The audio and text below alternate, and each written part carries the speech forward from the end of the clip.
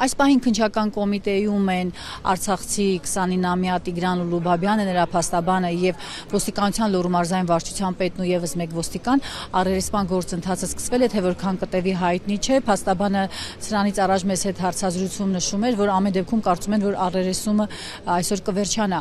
Առերեսումը շատ ավելի ուշ սկսվեց, որովհետեւ ոստիկանները ցանկություն էին հայտնել ներկայանալ փաստաբաններով եւ ավելի շուտ էին ներս մտել, քան Տիգրան Ուլուբաբյանն ու իր փաստաբանը, որովհետեւ պետք է ծանոթանային գործի նյութերին։ Առերեսվողները իրենց փաստաբանների հետ հիմա քննիչի մոտ են, ծանոթանում են փորձագիտական եւ այլ եզրակացություններին, քիչ հետո մենք եւս կմտնենք։ Տիգրան Ուլուբաբյանը պնդում է, որ մեկ շաբաթ առաջ իրեն ծեծի են ենթարկել Լոռու մարզի վարչությունում, խոշտանգել են, նվաստացրել, ստորացրել, հայհոյել եւ պարտադրել, որ իր վրա վերցնի իր բարեկամի տան գողությունը։ Նա դրան չի համաձայնել, ինչից հետո արդեն նրան բաց են թողել ոստիկանությունից։ Այս դեպքից հետո հարուցվել է քրեական գործ խոշտանգման հոդվածով, բայց 7 օր անց որևէ մեղադրյալ ոստիկան չկա։ Երեկ քննչական կոմիտեի նախագահ Արտուր Պողոսյանն էր նրանց այս շենքում ընդունել եւ ասել, որ խոստանում է օբյեկտիվ քննություն, բայց եւ նշել էր, որ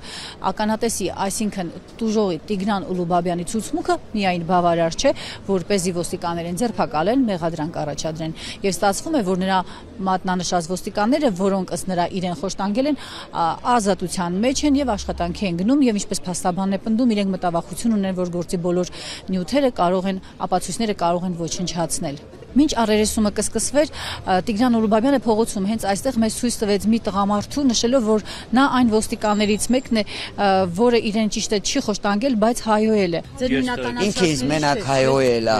ոչ խփելա ոչ բանի, այդ մենակ հայհոյողն է եղել։ Որ ասում եք հայհոյել են, ինքն է հայհոյել։ Մեկն էլ ինքն է եղել հայհոյողներից։ Լրագրողներով փորձեցինք հարցեր տալ նրան, նա մեկ ոստիկանի ուղեկցությամբ շատ արագ հեռացավ այս տարածքից եւ որևէ հարցի չպատասխանեց։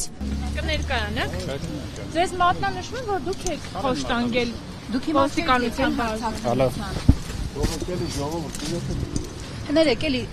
երեք դեպքում նույնականացել։ Ասեք, որ բաժնում եք դուք աշխատում եք։ Ժողովուրդ ջան, բան չկա, գնում եք մի հատ այդտեղ։ Այս թեմային այսօր խորհրդարանում անդրադարձել է ներքին գործերի նախարար Արփինե Սարգսյանը։ Խորհուրդ է տվել չհապաղել, սպասել,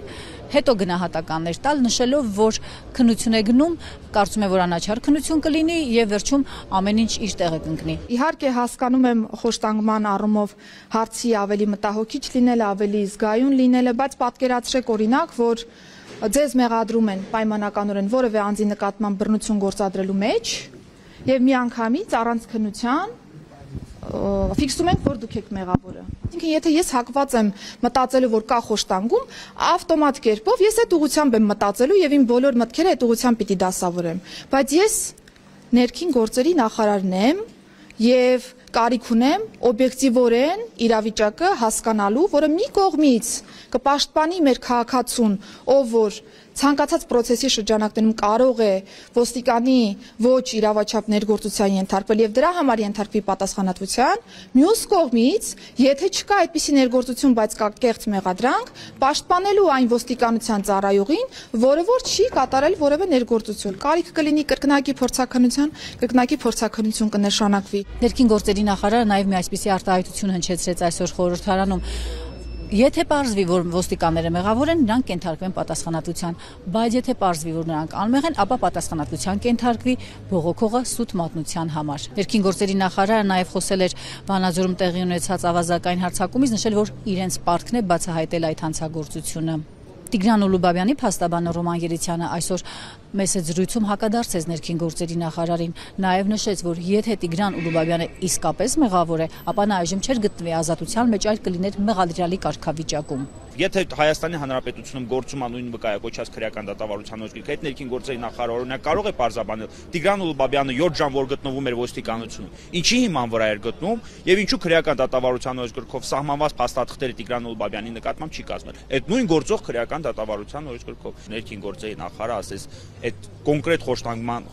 խոշտանգումը ենթարկած ոստիկանների փաստաբանը լինի։ Այսինքն իր ելույթում ընդհանրապես օբյեկտիվություն չի նկատում եւ օրինակ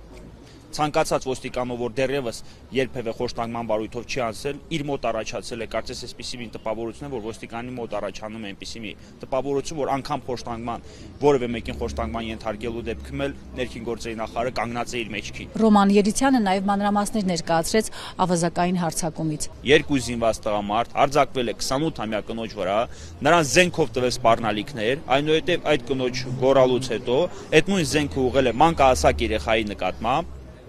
ինչպես ինձ հայտնի է դարձել, եւ հափշտակել տանը եղած 7 կտոր ոսկյա իրերը։ Երեք քննչական կոմիտե հարցաքննության եկած Տիգրան Լուլուբաբյանն իր հետ բերել էր իր հագուստը